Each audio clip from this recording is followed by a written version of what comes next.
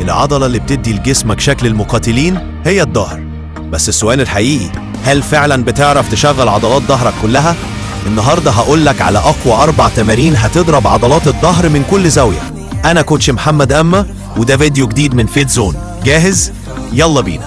أول تمرين ديد ليفت، مرك تمارين الظهر، بيشتغل على الظهر السفلي الوسط والعلوي، وكمان بيشغل الجسم كله. تاني تمرين سنجل ارم دمبل رول، بيركز على منتصف الظهر وبيدي توازن وقوة بين الجانبين. تالت تمرين لات بول داون، التمرين ده أساسي لعزل عضلة اللاتس وتوسيع الظهر. رابع تمرين انكلاين دمبل رو، بيعزل العضلات العلوية من الظهر وبيخلي شكل ظهرك بارز ومتناسق. لو عايز ظهر قوي عريض ومشدود، التمارين دي مكانها ثابت في جدولك. جربهم وارجع قولي في التعليقات النتيجة، وما تنساش تعمل لايك وتشترك في القناة.